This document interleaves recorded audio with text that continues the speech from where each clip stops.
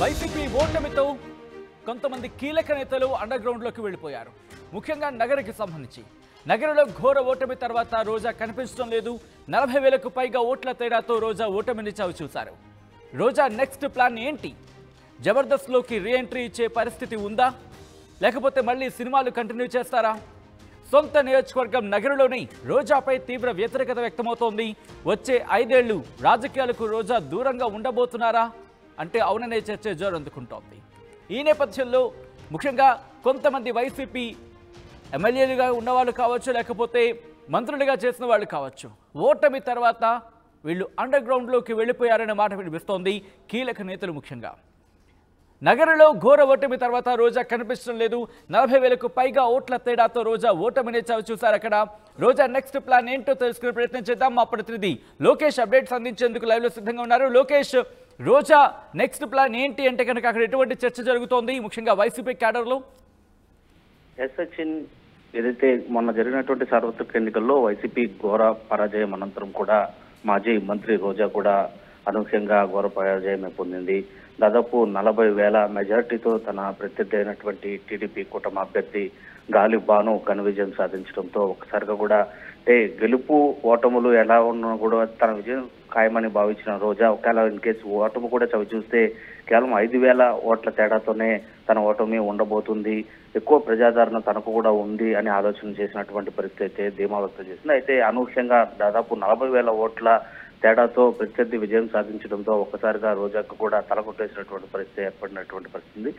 ఇటు నగిరి ప్రజల్లో ఇలాంటి వ్యతిరేకత రావడానికి గల కారణాలను ఆమె బేరేజ్ వేసుకున్నటువంటి క్రమంలోనే మొదటి 2 రోజులు అయితే మాత్రం నగిరిని వదిలిపెట్టేదైతే చిత్తూరు జిల్లా హెడ్ క్వార్టర్స్ లో అక్కడ జరిగినటువంటి కౌంటింగ్ అనంతరం కూడా మధ్యాహ్నం 12 గంటలు దాటిన తర్వాత కూడా రోజా అక్కడి నుంచి ఏదైతే ఫలితాలను చూసిన వెంటనే కూడా వెనుతిరిగినటువంటి పరిస్థితి ఉంది. వెంటనే ఆమె నగరికి వెళ్ళడం, నగరి నుంచి అవాళ ఈవినింగే చెన్నైకి బయలుదేరి వెళ్ళినట్లు కూడా సమాచారం ఉంది. అనంతరం 2 రోజుల రెస్ట్ తీసుకున్న తర్వాత తిరిగి నగరికి చేరుకున్నారు మాజీ మంత్రి రోజా. అక్కడ ఉండేటువంటి క్యాడర్తో కావచ్చు, కార్యకర్తలతో కావచ్చు చర్చించడం జరిగింది. దాదాపు 4 రోజుల పాటు అక్కడ కార్యక్రమాలు కూడా నిర్వహించారు. జరిగినటువంటి పరిస్థితులపైన ఆరా తీయాలి, పొరపాట్లు జరిగినటువంటి ప్రదేశాలను కనుగొనాలి, ఎక్కడ నేతలు అంటే మొదటి నుంచి కూడా మంత్రి రోజాకి ఇటు పెద్దిరెడ్డికి వర్గీయులకి మధ్య నగిరిలో తీవ్రమైనటువంటి ఘర్షణ వాతావరణమే నెలకొంటూ వచ్చేది.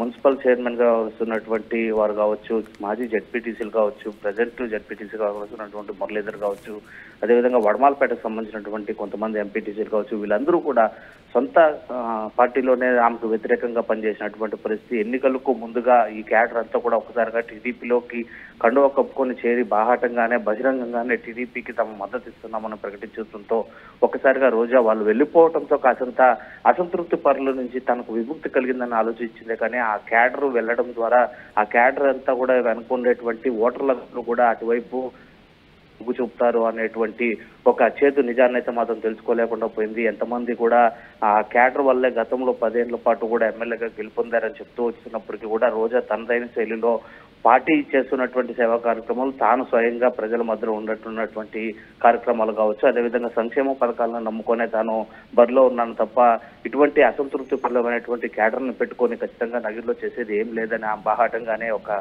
స్టేట్మెంట్ ఇవ్వడంతో కూడా వాళ్ళందరూ కూడా టీడీపీకి వెళ్ళిపోవడం, వాళ్ళు వెనక ఓటర్లందరూ కూడా వెళ్ళిపోవడం. అదేవిధంగా 10 సంవత్సరాల పాటు కూడా ఎమ్మెల్యేగా కొనసాగుతున్నటువంటి రోజా ఇటు ప్రజల్లో లేకుండా కొద్దిగా మంత్రిగా పదవి వచ్చిన తర్వాత ప్రజలతో అంతగా మమేకం వంటి మాటలు కూడా అనూహ్యంగా అక్కడ వినిపించడం, 10 సంవత్సరాల పాటు ఒకే వ్యక్తిని ఎమ్మెల్యేగా చూసినటువంటి ప్రజలు కూడా విసిగెత్తిపోవడం, ఒకసారిగా మార్పు కావాలని కోరుకోవడం, అదేవిధంగా ఏపీ రాష్ట్ర వ్యాప్తంగా కూడా ఒక్కసారి కూటమి వేవులో ఖచ్చితంగా పెద్ద పెద్ద మహానేతలు ఓడిపోయినటువంటి పరిస్థితుల్లో మాజీ మంత్రి రోజా కూడా ఇక్కడ అనూహ్యంగా ఓటమి పాలైంది. 40,000 పైచీలకు ఓట్లతో ఘోర పరాజయం పొందిన తర్వాత ఆమె క్యాడర్ను అయితే మాత్రం సముదాయించేటువంటి ప్రయత్నం చేసి 4 రోజుల పాటు నగిరిలో పర్యటించి అనంతరం తిరిగి చెన్నైకి చేరుకున్నట్లుగా తెలుస్తుంది. ఇక రోజా రాబోయే 5 ఏళ్లలో ఎలాంటి కార్యక్రమాలు చేపట్టనుంది, నగిరిలో తిరిగి 2029 ఎన్నికలకు సంసిద్ధం అవుతూ కూడా ప్రజా సమస్యలపైన పోరాటం చేస్తూ కూటమి చేస్తున్నటువంటి ప్రభుత్వం ఎలా పనిచేయబోతుంది, ఆ పనుల్లో ఏదైనా ప్రజా సమస్యలు ఉంటే దానిపైన పోరాటం చేస్తుందా, లేక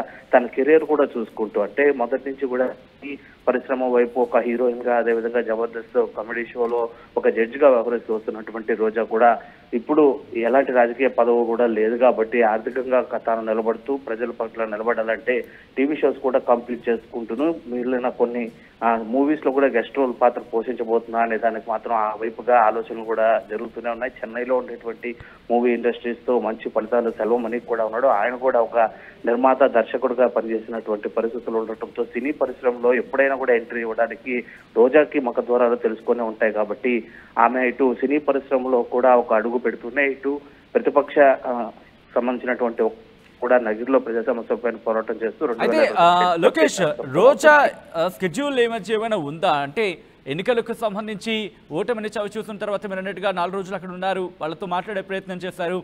అలాగే ఎందుకంటే కొన్ని సందర్భాల్లో ఓటమి తర్వాత మళ్ళీ గెలిపొచ్చే అవకాశం ఉంటుంది ప్రజలతో ఉండే సందర్భంలో. సో ఇటువంటి సినారియోలో రోజా మళ్ళీ ఇప్పుడు నగరంలోకి అడుగుపెట్టే అవకాశం ఉందా? అక్కడ క్యాడర్తో కావచ్చు, అక్కడ ప్రజలతో కావచ్చు మమేకమయ్యేందుకు ఏమైనా స్కెడ్యూల్ సిద్ధం చేసుకుంటున్నారా? అటువంటి చర్చ ఏమైనా పార్టీలో జరుగుతోందా? ఖచ్చితంగా తాను ఎమ్మెల్యేగా గెలుపొందిన తర్వాత 10 ఏళ్ల పాటు రెండో విడత ఎమ్మెల్యేగా గెలుపొందినప్పుడు కూడా నగిరిలో సుస్థిరంగా శాశ్వతమైనటువంటి నివాసాన్ని నిర్మించుకున్నారు మంత్రి రోజా. మంత్రి పదవి వచ్చినంత 5 ఏళ్ల పాటు కూడా ఇక్కడే ప్రజలకు అందుబాటులో ఉంటూ వస్తారు. ఏదైతే మంత్రివర్గ సమావేశాలకు సంబంధించి మాత్రం విజయవాడలో ఉంటారు. మరి ఏదైనా పర్సనల్ వర్క్ కావచ్చు, లేదా రాష్ట్ర వ్యాప్తంగా ఆమె శాఖకు సంబంధించినటువంటి సమావేశాలు కావచ్చు, లేదా ప్రారంభోత్సవాలకి వెళ్ళేటువంటి క్రమంలో మినహా మిగతా నగిరిలో ఉండేటువంటి స్థిర నివాసంలోనే నాయకులకు అందుబాటులో ఉండేటువంటి రోజా ఈ ఓటమి తర్వాత అయితే మాత్రం క్యాడర్తో మాట్లాడిన 4 రోజుల అనంతరం తిరిగి చెన్నైకి వెళ్లారు. చెన్నై నుంచి కొన్ని దేవాలయాలను కూడా దర్శించడానికి ఆమె ఇతర రాష్ట్రాలకు కూడా వెళ్ళినట్లుగా గడుస్తుంది. అయితే కొన్ని రోజుల వ్యవధిలోనే ఆమె తిరిగి నగిరిలో తన నాయకులతో కలిసి సమావేశాలు నిర్వహించి జరిగినటువంటి పరిస్థితులను ఆరా తీయడమే కాకుండా పార్టీ బలోపేతన కావచ్చు, జరిగినటువంటి పొరపాట్లు సరిదిద్దుకునేటువంటి క్రమంలో ఆలోచనలు చేస్తూ ముందుకెళ్లడం, అదేవిధంగా సినీ పరిశ్రమలో కూడా మరోవైపు మరో అడుగు పెట్టాలని చెప్పి ఆలోచన దిశగా కూడా మాజీ మంత్రి రోజా ఆలోచిస్తున్నట్లు కూడా మనకు అందుతున్నటువంటి సమాచారం. Sachin right Lokesh, thanks for the update. మొత్తంగా అయితే మాత్రం వైసీపీ ఓటమితో అండర్ గ్రౌండ్లోకి కొంతమంది కీలక నేతలు వెళ్ళిపోయారా అంటే అవుననే మాట వినిపిస్తోంది. నగరంలో ఘోర ఓటమి తర్వాత రోజా కనిపించడం లేదు. 40,000కు పైగా ఓట్ల తేడాతో రోజా ఓటమిని చవిచూశారు. రోజా నెక్స్ట్ ప్లాన్ ఏంటి? జబర్దస్త్లోకి రీఎంట్రీ ఇచ్చే పరిస్థితి ఉందా, లేకపోతే మళ్ళీ సినిమాలు కంటిన్యూ చేస్తారా? ఇప్పుడు ఇదే డిస్కషన్ జరుగుతోంది. సొంత నియోజకవర్గం నగరంలో రోజాపై తీవ్ర వ్యతిరేకత ఉంది అనే మాట వినిపిస్తోంది. వచ్చే 5 ఏళ్లు రాజకీయాలకు రోజా దూరంగా ఉండబోతున్నారా, లేకపోతే ముఖ్యంగా ప్రజా కార్యక్రమాలకు సంబంధించి వాటిని తీసుకుని ప్రజల్లోకి ముందుకు వెళ్ళే అవకాశం ఉంది? ఎందుకంటే ప్రభుత్వానికి సంబంధించి కొన్ని సందర్భాల్లో చూస్తూ ఉంటాం, ఇటు ప్రతిపక్ష పార్టీలుగా ఉన్న పార్టీలకు సంబంధించి ప్రజాగళంని వినిపించే ప్రయత్నం చేస్తూ ఉంటాయి. సో అటువంటి కార్యక్రమాలకు పూనుకునే అవకాశం ఉంటుంటుంది. సో అటువంటి కార్యక్రమాలు ఏమైనా రోజా అక్కడ చేస్తారా? ఈ అంశానికి సంబంధించి మాత్రం ఇప్పుడు చర్చ జరుగుతోంది.